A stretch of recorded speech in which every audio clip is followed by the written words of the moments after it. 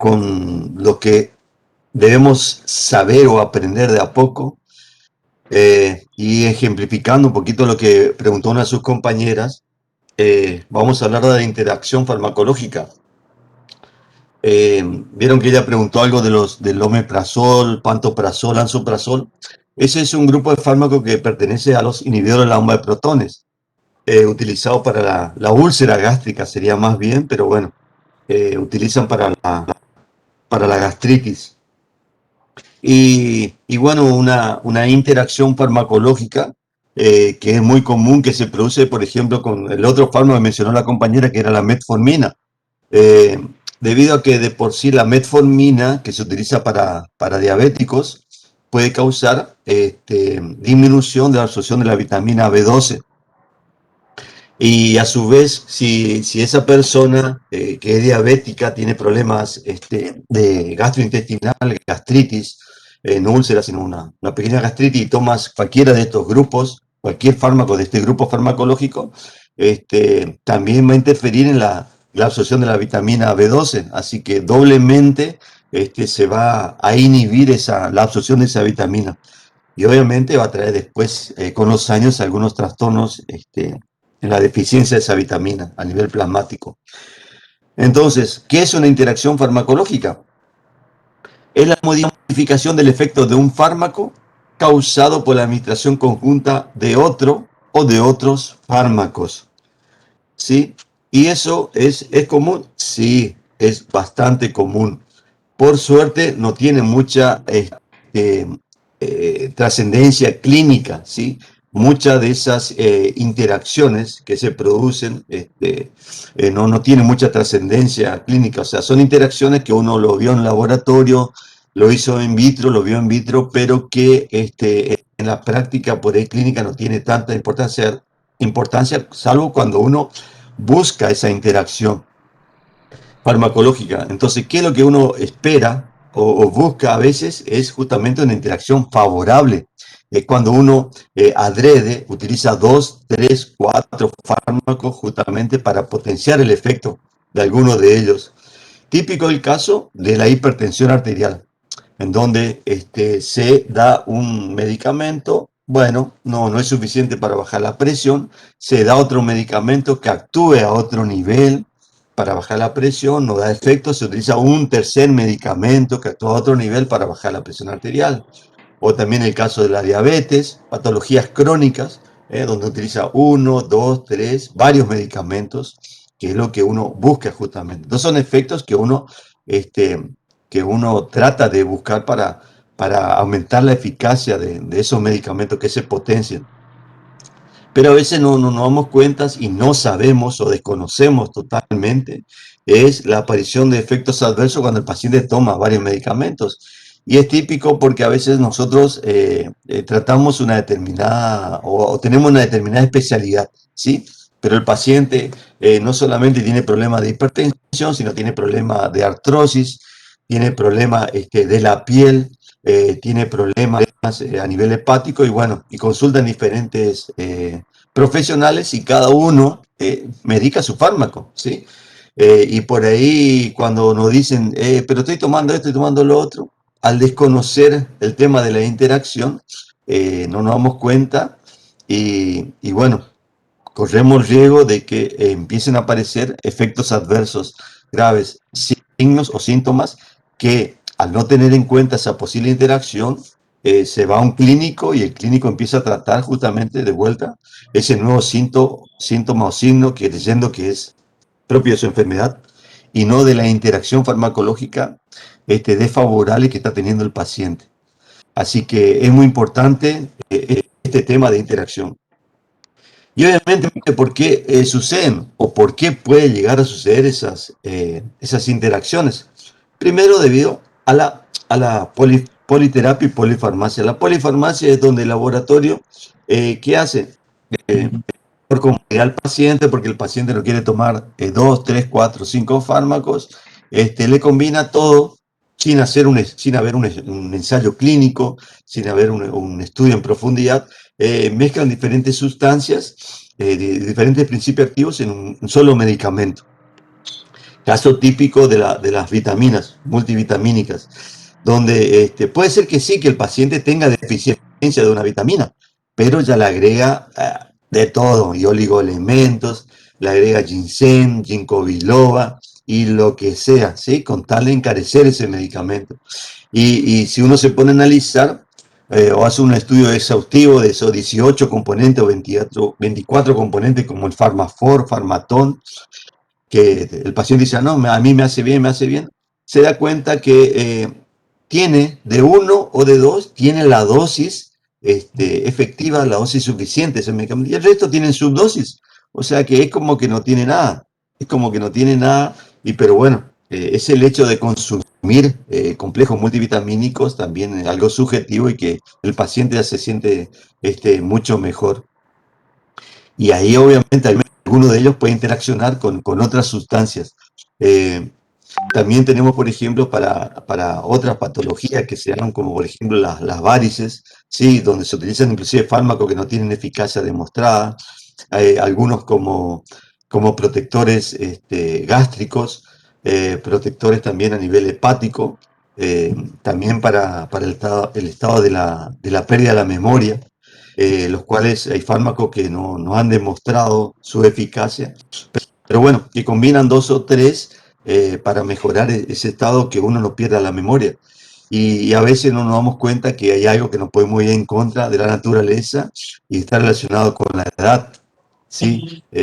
La edad es un factor dentro de los factores generales que puede modificar la acción de los fármacos, que bueno, hay cosas que uno no puede, todo tiene su tiempo, todo tiene su edad, y llega un momento en el cual ya empezamos a tener deficiencia en algunos órganos o sistemas. Y por más que tomemos lo que tomemos por ahí, no va a haber mejora. ¿Eh? Hay que asumir nomás a veces eh, ese factor importante que es la edad. Existe un consumo exagerado porque sí, el paciente toma, ay no, pero hoy me levanté, che, desganado, voy a tomar por la duda un ibuprofeno para aumentar mis ganas. No, hoy posiblemente voy a tener reunión mañana, eh, voy a tomar esto, como por ejemplo hay una propaganda de la melatonina para dormir mejor. eh, y por lo que sea, no, pero el sol me está molestando mucho, voy a tomar complejo vitamina A, o lo que sea, ¿sí? Existe un consumo exagerado y no existe un verdadero control. Uno va sin receta y compra lo que sea, en definitiva, hasta antibióticos compra. Por ahí es más exquisito en cuanto a los psicofármacos, pero el resto de los medicamentos uno puede consumir. Y cuando tiene algún signo o síntoma y va a la consulta, a veces como lo toma de manera rutinaria, por ahí no lo considera medicamento y no lo dice al paciente, mire, yo tomo tal cosa, tomo para esto, tomo para la caída del cabello, no, me estoy aplicando esto para la arruga, y así sucesivamente. Existe un consumo exagerado. Esas interacciones, lo más importante, vamos a destacar que es a nivel del metabolismo, ¿sí? Y que son muy variables también en diferentes personas, que justamente que hablamos hoy también depende de la raza. No es lo mismo una raza japonesa que la raza afroamericana, que la raza blanca, y así existen diferencias importantes en cuanto al metabolismo.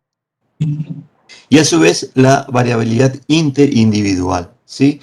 Que es la genética de cada uno y que a veces uno, si no hace un estudio genético de esa persona, es muy difícil, lo conozco bien cómo reacciona ante una determinada noxa, un agente extraño que le estamos introduciendo en ese organismo.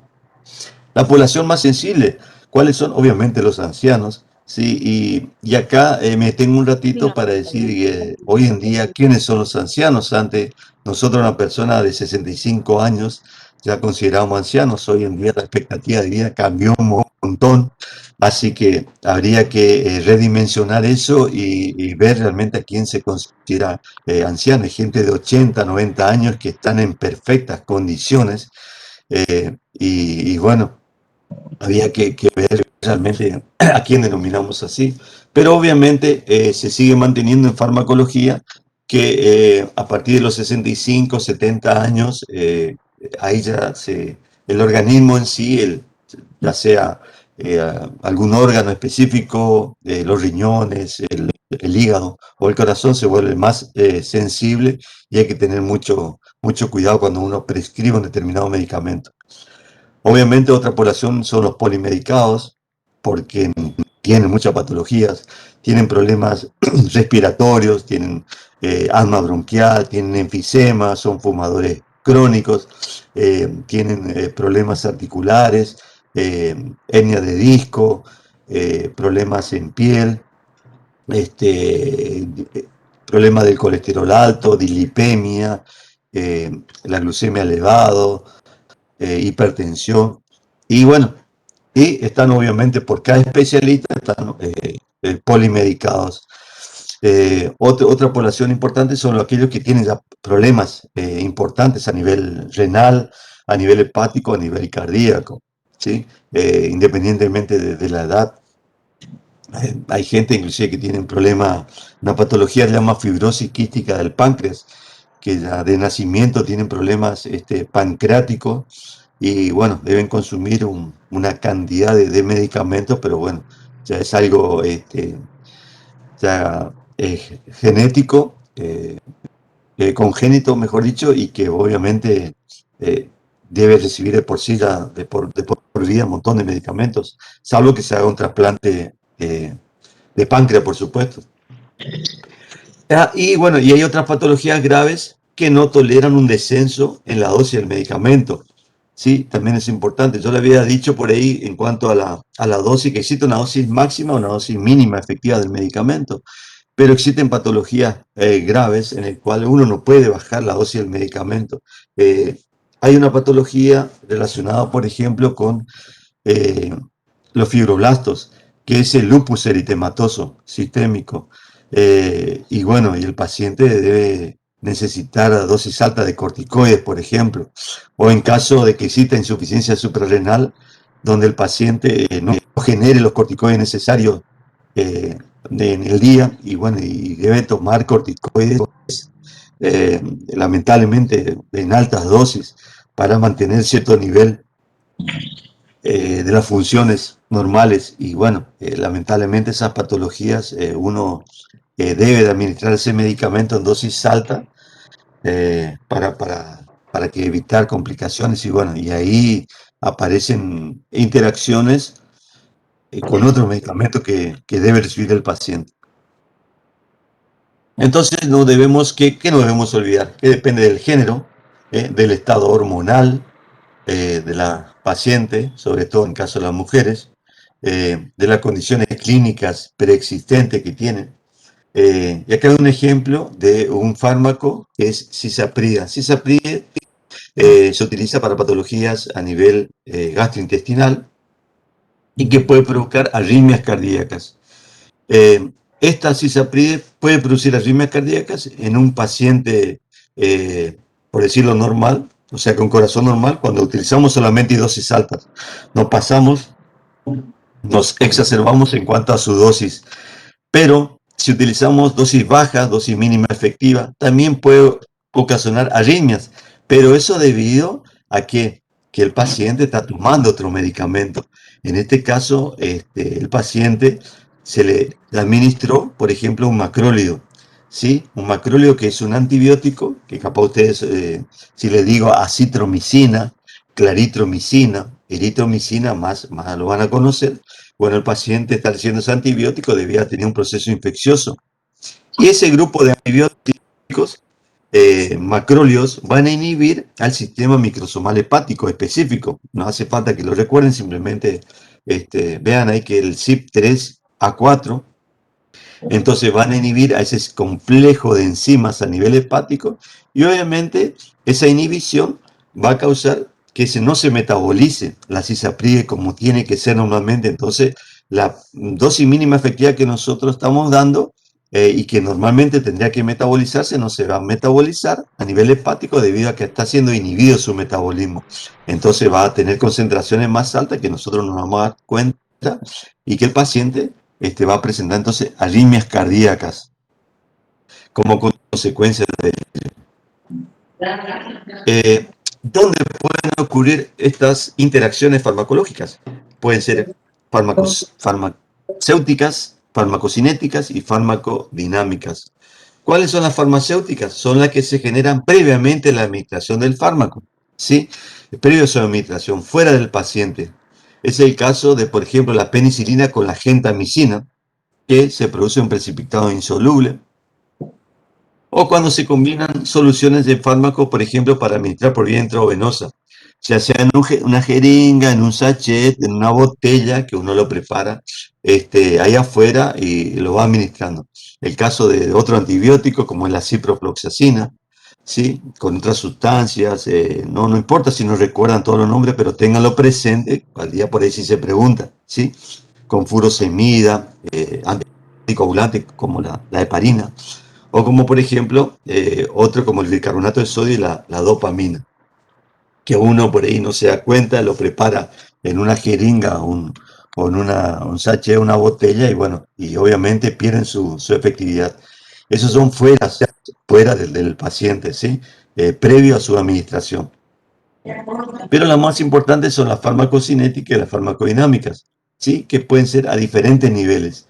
Ya hablamos más o menos de farmacocinética en los diferentes pasos, la absorción, distribución, y la farmacodinámica puede ser a nivel del receptor, o sea, en el lugar donde se va a unir, eso ya es un tema que después se va a hablar de farmacodinámica, el lugar donde la sustancia que administramos, el principio activo, el fármaco administrado, se tiene que unir a un determinado receptor, o, o una vez unido a ese receptor, qué efecto va a tener, ¿sí? ¿Qué acción farmacológica va a tener? Entonces también puede ser a ese nivel, a nivel de la acción farmacológica. Entonces puede haber una alteración de la motilidad gastrointestinal dentro de la farmacocinética, ¿sí? Se puede acelerar el tránsito intestinal, en caso de la metoclopramida, por ejemplo, y ese fármaco que necesita ese determinado tiempo, 10 minutos, 15 minutos, para comenzar a disolverse y absorberse, debido a que está acelerado el tránsito intestinal, no se va a absorber, no se va a absorber. Efectos en la luz intestinal impiden también la absorción del fármaco por medios físicos y químicos, cambian el pH y quelación. Ese también es importante cuando se administran algunos fármacos que pueden causar una unión de ciertas sustancias, como se menciona acá, por ejemplo, con cationes como ser el calcio, el magnesio, el aluminio, que pueden formar lo que se llaman quelatos, ¿sí? Y el caso con el antibiótico, como son las tetraciclinas. De esa manera no se van a absorber, se produce una interacción a nivel de la absorción y no se absorben. O cuando uno busca, por ejemplo, consumió por demás aspirina y se mantiene ahí en el estómago, y para tratar de eliminar que no se siga absorbiendo, bueno, se puede dar carbón activado y forma quelatos, y así se elimina o hace que no se absorba más la aspirina. Y otros ejemplos, bueno, otros antiácidos, como mencionamos hoy, los inhibidores de la bomba de protones, con otro antibiótico, la ciprofloxacina, y así otros ejemplos. Lo importante acá es que las interacciones evitables o se evitan administrando los fármacos con intervalo de tiempo de 2 a 3 horas. Eso es importante. Entonces, cuando una persona debe consumir varios medicamentos, y cuando existe la duda si habrá o no interacción, bueno, tratemos de darlo con un intervalo de 2 a 3 horas, por ejemplo. También existen interacciones a nivel del transporte y de la distribución, ¿sí? Y en este caso es por la combinación con las proteínas, compiten por las mismas proteínas plasmáticas. Y acá tenemos el ejemplo de los AINES, que son un alto porcentaje de proteínas plasmáticas y que pueden desplazar a otras sustancias, como por ejemplo el caso de algunos hipoglucemiantes orales que se da para la diabetes, lo pueden desplazar de su unión a proteínas plasmáticas y obviamente generar mayor efecto hipoglucémico. También puede ocurrir con algunos antibióticos, como por ejemplo las sulfamidas. No es un fármaco muy utilizado en odontología, pero bueno, es importante que lo tengan presente. Pero un importante dentro de lo que yo le mencioné, le dije al principio, de las interacciones, ¿dónde ocurre fundamentalmente? A nivel del metabolismo de la biotransformación. ¿Y por qué ocurre esto? porque justamente ese complejo enzimático, ese sistema microsomal, hoy hablamos de uno de ellos, ¿sí? Pueden ser inducidos, ¿sí? O pueden ser inhibidos. Entonces, cuando ese fármaco puede aumentar ese metabolismo, lo que se llama inducción enzimática, ¿qué va a causar? Que va a causar que disminuya su concentración plasmática, ¿sí? Y por lo tanto, al disminuir la concentración plasmática, va a disminuir la eficacia, ¿sí? Esa es una de las respuestas por el cual un fármaco puede ser no efectivo. Eh, pero esa inducción enzimática, si es solamente de autoinducción, no sería tan importante, pero sí recobra importancia en caso de interacción cuando induce al metabolismo de otros fármacos. Ya vamos a ver algunos ejemplos de otros fármacos. Y este fenómeno de inducción enzimática no es que se ocurre también ahí al momento, sino que requiere de varias semanas, de varias semanas. O sea que el fármaco que el paciente consume lo hace de manera crónica para que provoque una inducción, ¿sí? Enzimática. No es que lo va a tomar hoy y ya va a causar un aumento del metabolismo de otro. Y es, por ejemplo, el caso de los antiepilépticos, específicamente carbamazepina, fenitoína, fenobarbital, son fármacos antiepilépticos que uno lo da de por vida a muchos pacientes y bueno, generan inducción enzimática. Y de ahí, por ejemplo, pueden ser de anticoagulantes orales, eh, de AINES, de derivados opiáceos, de corticoides, y hay que tenerlo presente, ¿sí? Cuando esos pacientes están consumiendo este tipo de fármacos. El alcohol, la ingesta crónica, ¿sí? Además, hace muchos años, obviamente, el alcohol se consume de manera crónica, sin llegar a ser alcohólico, necesita una ingesta crónica y eso obviamente va a causar una inducción enzimática. También el tabaco, que hay muchos fumadores, también generan inducción enzimática.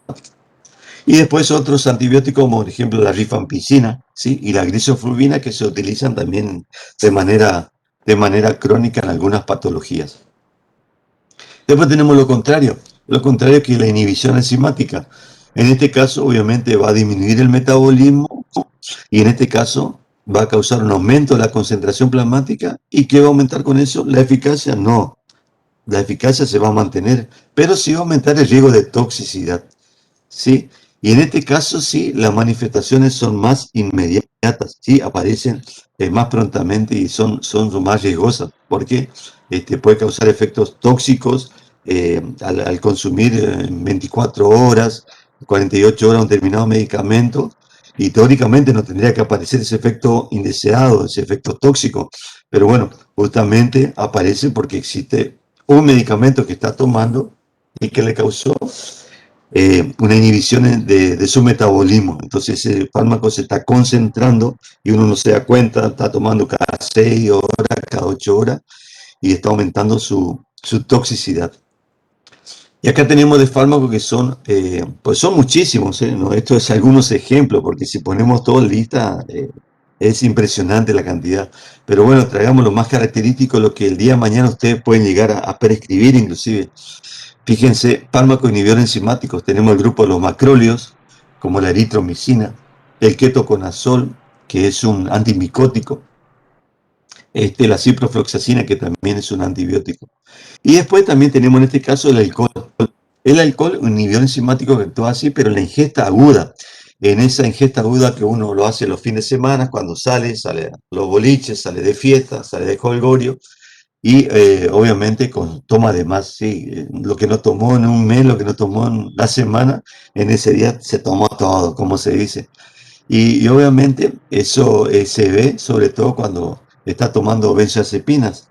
Y obviamente el efecto es de depresión del sistema nervioso central, ¿sí? Entonces, esa ingesta aguda que causa inhibición enzimática y el paciente está tomando benzodiazepinas, cualquiera de ellos, diazepam, bromazepam, lorazepam, clonazepam, va a tener un efecto depresor importantísimo en el paciente. Y otra sustancia también que tiene importancia, que se usó en un principio y que se vio, es el jugo de pomelo, que también es un inhibidor enzimático. Tiene relevancia con algunas sustancias que no es tan importante en ontología, pero lo traigo a colación porque también se menciona el jugo de pomelo como un inhibidor enzimático. A nivel de la excreción, también puede haber interacciones en este grupo de fármacos que son inhibidores de la anhidrasa carbónica, bicarbonato de sodio, que pueden alterar el pH renal. O ya también, como le mencioné, el Probenecid, que era un fármaco creado justamente, específicamente para cuando se utilizaba penicilina y uno quería, porque antes la penicilina, creo ustedes que eso no lo saben, se utilizaba cada 6 horas, ¿sí? Cada 4 o 6 horas. Imagínense utilizar penicilina cada 4, cada 6 horas y vía inyectable, ¿eh? En ese caso no había la vía oral, sino que era vía intramuscular, lo que es administrar vía intramuscular cada 4 horas durante 10 a 14 días, una locura. Entonces el Probenecid se generó justamente en ese caso porque se vio que competía con la eliminación de las penicilinas a nivel de la secreción tubular y de esa manera era una interacción favorable que ya prácticamente no se utiliza porque existen otras penicilinas que se da cada 8 horas, se puede dar como la penicilina de depósito cada semana. Y bueno, y la otra interacción, aparte de la interacción farmacocinética, son las interacciones farmacodinámicas. Farmacodinámica todavía no se dio, pero bueno, ya me adelanto, que es importante tenerlo en cuenta, que puede ser, como yo le dije, a nivel del receptor farmacológico, donde se va a unir ese fármaco que ingresa, o a nivel de los efectos farmacológicos. Fíjense acá un ejemplo de efecto farmacológico y que le viene muy bien a ustedes, es la aplicación cuando utilizamos y que van a tener en su práctica, capaz algunos ya lo tuvo, en su práctica clínica, es la administración en el mismo anestubo de un anestésico local más el vasoconstrictor. ¿Sí? El anestésico local tiene un determinado tiempo de duración de acción y a veces uno, para evitar de estar administrando otra vez otro anestubo, utiliza el vasoconstrictor que justamente disminuye, causa disminución de la absorción debido a que causa vasoconstricción en la zona, entonces se disminuye la absorción y dura más tiempo la acción del anestésico local. Así que es un efecto de sinergismo importante. También le agregan otras propiedades el vasoconstrictor, que ya lo vamos a ver más adelante, pero que en definitiva, como es un vasoconstrictor y causa isquemia a la zona, también evita mayores hemorragias, por ejemplo. O sea, tiene eh, muchos efectos de sinergismo, pero fundamentalmente para que dure más ese efecto, no para que aumente la eficacia, guarda, eso no confundan, no mezclen, no va a aumentar la eficacia, lo que va a aumentar es la duración de acción del anestésico local. Y el otro, a nivel de la acción farmacológica, a nivel del efecto, o si no, el otro puede ser a nivel de justamente los receptores, ¿sí? Y ese es un efecto de antagonismo, ¿sí? Eh, ¿Por qué? Porque van a competir por el receptor. Entonces, un paciente que está recibiendo, por ejemplo, benzodiazepina, diazepam, clonazepam, está tomando y obviamente por X motivo consume de más o en vez de tomar un comprimido, se tomó el blister de 10 comprimidos por X motivo. Eh, Existe una sustancia que tiene un efecto antagónico que va a competir por receptor y que se da justamente en pacientes intoxicados por benzodiazepina como es el flumacenil o flumacenilo. O en otros casos, en pacientes que están intoxicados por derivados del opio, como morfina, heroína, el efecto que el fármaco se va a utilizar para competir por su receptor y tener un efecto antagónico es la naloxona, en esos casos específicos. Recordemos que esas interacciones pueden ser interacciones de acción directa o acción indirecta. ¿Y cuándo es indirecta y cuándo es directa? Y bueno, esa interacción directa es cuando van a actuar sobre el mismo, tienen el mismo mecanismo de acción. Y suele pasar, lamentablemente, por ahí el desconocimiento de los profesionales o por ahí el hecho de querer el laboratorio mismo te dice que aumenta la eficacia si en vez de uno da dos medicamentos, eh, no es tan así. ¿Por qué? Porque en este caso van a competir ellos mismos, pero por su mismo receptor, debido a que actúan tienen el mismo mecanismo de acción. Entonces, no van a aumentar jamás su eficacia. En este caso específico del ibuprofeno con el diclofenac, ¿sí? Entonces el paciente tiene un proceso inflamatorio importante, un proceso doloroso importante, y le dice, bueno, tomate ibuprofeno por vía oral y aplicate diclofenac por vía parenteral. Y no, para nada. Esa interacción directa que actúan sobre el mismo mecanismo de acción no va a aumentar para nada su eficacia, pero sí va a aumentar el efecto de efecto adverso, que en este caso sería una hemorragia digestiva. Entonces lo único que vamos a lograr dando dos fármacos del mismo grupo farmacológico no es que disminuya el dolor, disminuya la inflamación, sino lo que vamos a originar es que tenga una hermosa hemorragia digestiva nuestro paciente. Así que hay que tener mucho cuidado cuando uno elige dos medicamentos y que son de la misma, el mismo grupo farmacológico, o sea que actúan de la misma manera. Hay que tener mucho cuidado. Obviamente son más relevantes depresores a nivel del sistema nervioso central, cuando se utilizan el alcohol con hipnóticos, como dijimos hoy, también la benzodiazepina con opiáceos, o también son activos importantes a nivel del cardiovascular, como fármacos que alteran el ritmo, ¿sí? O la conducción auriculoventricular, o también disminuyen la contractilidad, ahí también son muy importantes. Eso que actúan a ese nivel y que por ahí uno no lo, no lo tiene en cuenta.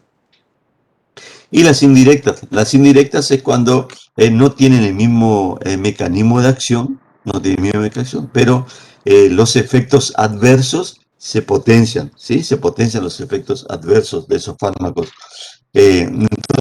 Los antes que de por sí pueden causar hemorragia, porque bueno, justamente alteran la coagulación, puede causar hemorragia a nivel digestivo, y uno le da el grupo de los AINES, cualquiera de ellos, le puedan que son proulcerogénicos, y ahí en ese caso van a disminuir la secreción de la mucosa protectora a nivel gástrico, van a causar un mayor riesgo de hemorragia digestiva, ¿sí? O en algunos casos, por ejemplo, de los AINES con los antihipertensivos, porque los AINES van a inhibir específicamente una sustancia que son las prostaglandinas renales, causando retención y de agua.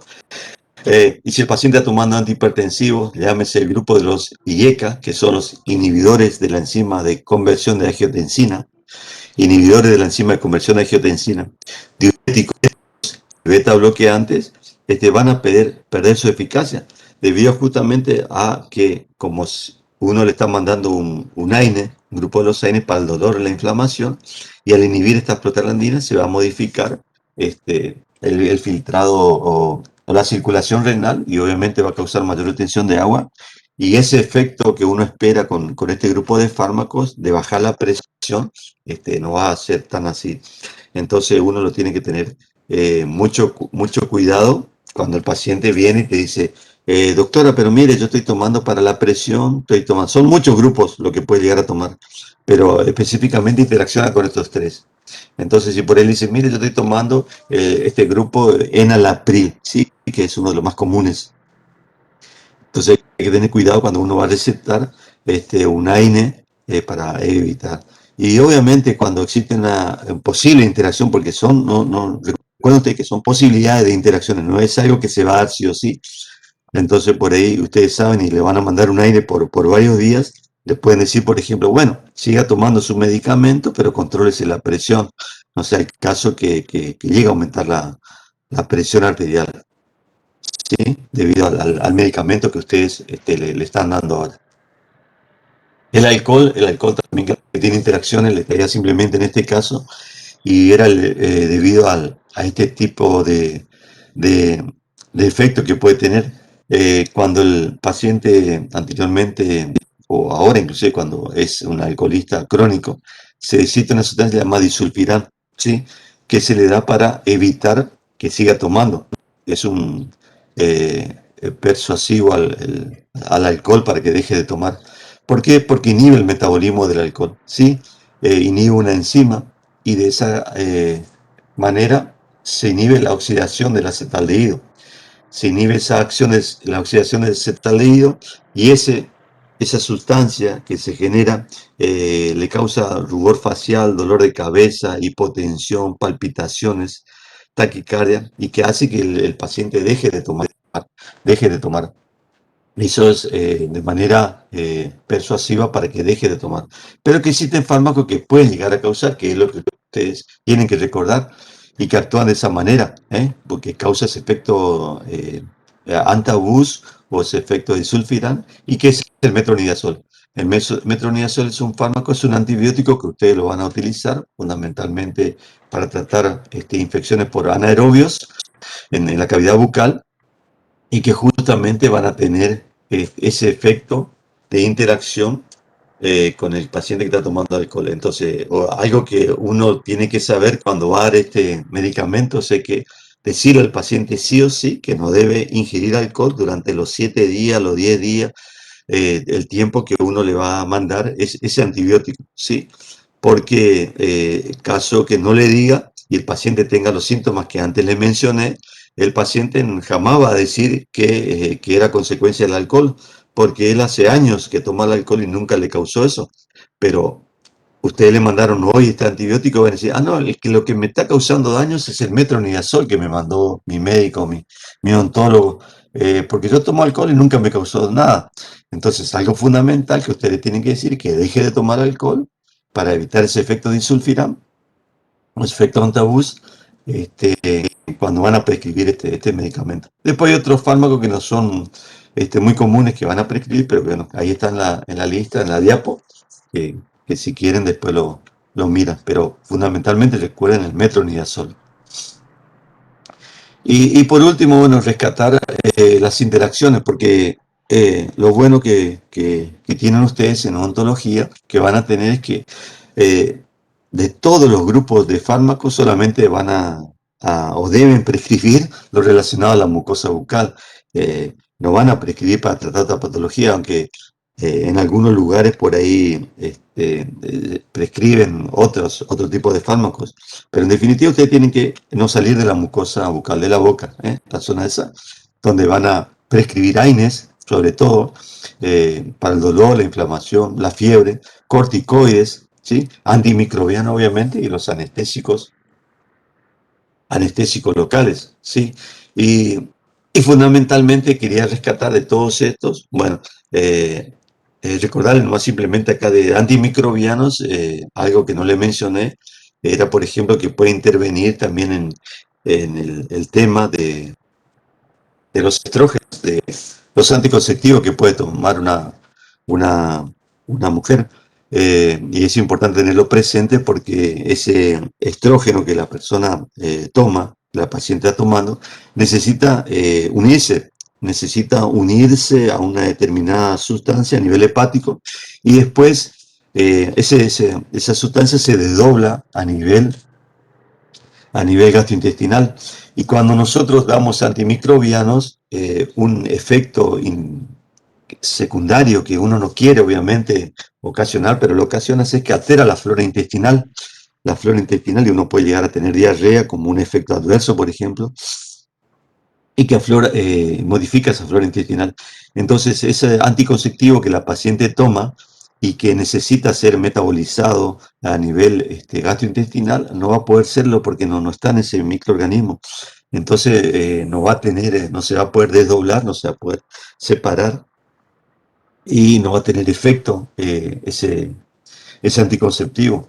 Y obviamente con el riesgo de poder quedar embarazada si uno no sabe de esa posible interacción con los antimicrobianos. Pero bueno, quería recordarle esto justamente de los AINES, porque los AINES son el grupo que se van a cansar de prescribir todo el tiempo, la gente le va a venir con dolor, dolor e inflamación, y tienen que tener en cuenta presente. Un punto de ellos es con la propia aspirina, porque la aspirina, con los años, que era el prototipo, que ya se descubrió ya en el siglo XIX, siglo XX, el uso total de la aspirina, se vio que también tenía otro efecto, que es de antiagregante plaquetario. No solamente como analgésico, no solamente como antipirético, antiinflamatorio, sino también como antiagregante plaquetario.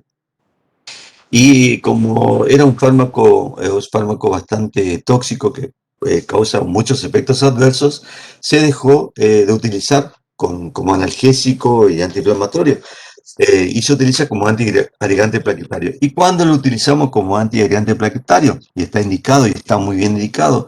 Es en caso de prevención, ¿sí? Prevención como preventivo para una posible infarto o reinfarto o una prevención de un accidente cerebrovascular. Sí, entonces hay muchos pacientes que toman aspirina. Entonces nosotros le vamos a dar un AINE, porque el paciente viene por dolor o inflamación. Sí, entonces, ¿qué tenemos que tener en cuenta? Es ese tiempo justamente que dijimos, no dar de manera conjunta, dar que tome el paciente su aspirina todos los días, supongamos a las 7 de la mañana, a las 8 de la mañana, dejar que actúe, porque esta tiene una particularidad que se une de manera irreversible a su receptor, entonces dejar que actúe la aspirina y después de la hora o 2 horas le damos que tome su analgésico. Es importante tenerlo presente cada vez que el paciente toma la aspirina y que van a tener su consultorio. El otro era con los hipoglucemiantes, como yo le dije, son patologías crónicas, patologías que hay que aumentar un montón, como la diabetes, entonces uno tiene que saber qué hacer. Y los hipoglucemiantes no son todos, fundamentalmente el grupo de las sulfonilureas, ¿sí? El grupo de las sulfonilureas, ahí hay que tener precavido o precaución, ser precavidos. Cuando el paciente viene y le dice, mire doctora, yo estoy tomando este hipoglucemiante, y no me hará nada con el diclofenac y el ibuprofeno que usted me está por mandar. Bueno, eso es importante que lo tengan presente. También con corticoides, el paciente puede consumir corticoides de manera crónica, como le dije, inclusive si viene de manera inhalatoria, la asma bronquial, esas cosas, y que por ahí tiene ataque agudo y se lo toma de manera oral o se inyecta cada tanto con otros antitrombóticos, ¿sí? Porque en dosis insuficiente puede ser que no tengan efecto o dosis excesiva, bueno, una hermosa hemorragia le vamos a causar a nuestro paciente. Y lo otro que dijimos, que ya mencionamos anteriormente, era con los antihipertensivos, con esos tres grupos fundamentales, el grupo de los IECAS, de los diuréticos y los beta bloqueantes. Así que ahí es importante que lo tengan presente y que lo tienen que saber, obviamente. Sí, recalcar siempre eso y lo vamos a ver, lo vamos a repasar en nuestros talleres cuando veamos justamente el tema de interacciones. Eso no pueden dejar de saberlos ustedes porque es importante, porque muchísima gente consume medicamentos, como yo le dije, consumo exagerado de medicamentos y esas interacciones que puede llegar a tener pacientes pueden ser muy graves para ellos. Eh, y por conclusión, bueno, existen miles de interacciones, muchas de ellas no se dan por suerte en la práctica clínica, son interacciones vistas in vitro, pero hay que tener presente con fármacos que pueden ser potencialmente tóxicos de por sí, cuando modificamos su dosis, y hay que tenerlo presente y que obviamente es importante conocer obviamente la farmacocinética sí o sí y la farmacodinamia de los fármacos y sobre todo que tienen acción a nivel cardiovascular, sistema nervioso central y lo que tienen un margen terapéutico estrecho. ¿Qué significa un margen terapéutico estrecho? Son aquellos que no tienen un amplio, uno no puede dar una dosis tan abarcativa de un determinado medicamento, o sea, no puede dar, supongamos, 10 miligramos hasta 100 miligramos en determinado medicamento. Son fármacos que vos, el hecho de modificar 1 miligramo a 1.2, 1.5, porque tiene un margen muy estrecho, pueden llegar fácilmente a la toxicidad. Así que eso hay que tenerlo, hay que conocer. Por suerte, dentro de los fármacos que ustedes van a manejar, eh, prácticamente ninguno de ellos tiene un margen terapéutico estrecho, pero sí, por ejemplo, tienen algunos que se utilizan a nivel cardiovascular, ¿sí? Como son los digitálicos, donde uno cambia así en pequeña dosis y puede tener un efecto pasar de la parte benéfica a una parte perjudicial y tóxica importante en los pacientes. Bueno, chicos. Eso, eso ha sido eh, todo. No sé si hay alguna pregunta. Es bastante largo, es bastante extenso. Doctor, yo le Eh, quiero hacer una pregunta. sí, te escucho. ¿A qué se refiere con AINES? ¿Qué es AINES? Muy bien. AINES es una sigla, ¿sí?, que comprende un grupo de fármacos que son los analgésicos, antipiréticos, antiinflamatorios, no esteroides. Eso significa ese grupo. Son siglas de un grupo de fármacos muy utilizado. Ajá, sería analgésico. Antipiréticos, antiinflamatorios, no esteroides. Es Gracias. el grupo de los AINES. No, por favor. ¿Otra pregunta, chicos? Doctor, mi consulta es referente a las personas, por ejemplo, que sufren de hipertensión, que usted dijo que, que se le va a ir cambiando la dosis, Un poquito más fuerte puede ser, Lady. A ver, pero un poquito también más. sufren ¿cómo? Hola. Sí, sí, te escucho. Un poquito más fuerte. A ver, Ay, eso es lo ¿qué más decís? fuerte que puedo hablar. Tengo pegado el celular a la boca. Eh, Bueno, a ver si escucho. A ver, una dale, a ver. persona que sufre de hipertensión, pero que Sí, también sufre de los riñones, por ejemplo, que sí, no tiene un riñón y el otro solo le funciona el 60%. sí. Nosotros, a la hora de medicarlo, tenemos que tener en cuenta eso. Claro, no te olvides que un parámetro farmacocinético que yo le dije era el clearance renal, ¿sí? Entonces, si el paciente, vos cuando haces tu historia clínica, tu anamnesis, te dice, mire doctor, yo tengo un riñón y el otro, bueno, entonces uno tiene que tener cuidado en cuanto a la dosis. No te olvides que, supongamos, si damos un AINE, tenemos del ibuprofeno, por ejemplo. Podemos dar desde 400 miligramos hasta 2400 miligramos.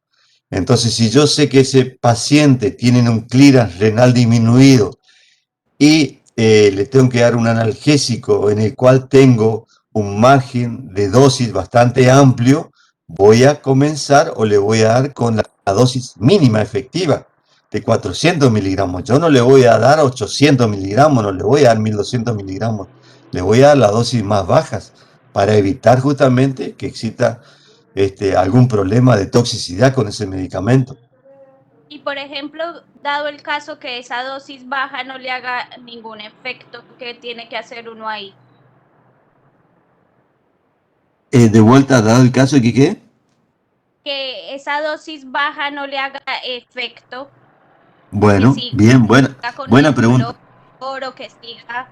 Perfecto, excelente pregunta. Entonces, no te olvides que existen otros fármacos que uno puede llegar a utilizar, ¿sí? A veces nosotros tenemos nuestro caballito de batalla. Lo mismo, creo que la doctora Viviana Carabé mencionó los medicamentos esenciales. Fíjense, existe dentro del mercado farmacológico, dentro del grupo esto de los AINES, existen como 50, 40, 50 fármacos que uno puede llegar a utilizar. Pero dentro de los medicamentos esenciales, la OMS solamente lo tiene al paracetamol y al ibuprofeno, ¿sí? Tiene el paracetamol como analgésico, antipirético y el ibuprofeno, aparte de esas dos propiedades, como antiinflamatorio. Entonces, cuando vos tenés esa situación, vos tenés que ir dando el medicamento menos tóxico, ¿sí? Y que también puede ser efectivo. Porque si vos decís, bueno, el paracetamol no le hace efectivo, yo le voy a cambiar al paracetamol. Bueno, no funciona el paracetamol, lo voy a cambiar la dosis mínima del diclofenac de 50 miligramos. No, tampoco. Bueno, voy a cambiar con otro. Y así, vos puedes rotando. Por suerte tenés elección de varios medicamentos que puedes llegar a utilizar en ese caso. Genial, muchas gracias. No, por favor. ¿Alguien más, chicos? Doctor, Doctor, yo buenas tengo una tardes. pregunta. En el que era Dale, la te parte de escucho. indirectas, el ejemplo que daba de anticoagulante más AINE, ¿a qué se refiere con riesgo HD? Riego HD, hemorragia digestiva. Ah, claro. ¿Ah? Hemorragia digestiva, ¿sí? Ese es el gran problema de cuando uno valora o evalúa los diferentes signes, evalúa al riesgo de hemorragia digestiva. Entonces, por ahí cuando hablan de seguridad, dice, bueno, este es menos riesgoso de provocar hemorragia digestiva. Pero no es solamente eso, también te puede causar daño a nivel renal, daño a nivel hematológico, te puede causar daño a nivel renal, y se vio que en los últimos años, con el grupo que apareció, el grupo de los COPSI, de los SAINES, se vio también que causan daños a nivel cardiovascular. Pero bueno, ese es un tema que vamos a verlo cuando veamos específicamente ese grupo porque ese efecto protector, fíjese lo que son las cosas, me anticipo nomás, como me gusta este tema, me gusta farmacología, lo que son las cosas, la aspirina es un protector a nivel cardíaco, entonces tiene un efecto antitrombótico. En cambio, el resto de los AINES son protrombóticos, ¿sí? O sea que por ahí lo que uno trata de evitar con la aspirina puede ocasionarlo con el resto de los AINES, de su efecto adverso que tiene. Pero bueno, eso ya lo veremos Por específicamente ejemplo, cuando si un veamos AINES. paciente está ¿Cómo? con alguna medicación y tenemos que aplicarle la anestesia local, Sí, por ejemplo, un anticoagulante, si está tomando ese también influiría. bien. Fíjense que cuando uno aplica un anestésico local, generalmente el efecto va a ser local, ¿sí? Y ahí el riesgo que tienen que esa combinación por ahí que tienen con el anestésico y el vasoconstrictor. ¿Está? Entonces ustedes tienen que evaluar, si la lidocaína tiene interacción. No, no tiene interacción, no va a causar mayor hemorragia. Y si le doy con el vasoconstrictor, bueno, al contrario, se favorece en ese paciente. ¿Por qué? Porque es vasoconstrictor, va a ser, causar una isquemia en la zona y no va a provocar hemorragia. Así que, al contrario, va a ser mejor Más esa. satisfactorio para el paciente, entonces, en ese caso. Exactamente. Tampoco pasarnos de la dosis, obviamente. Claro.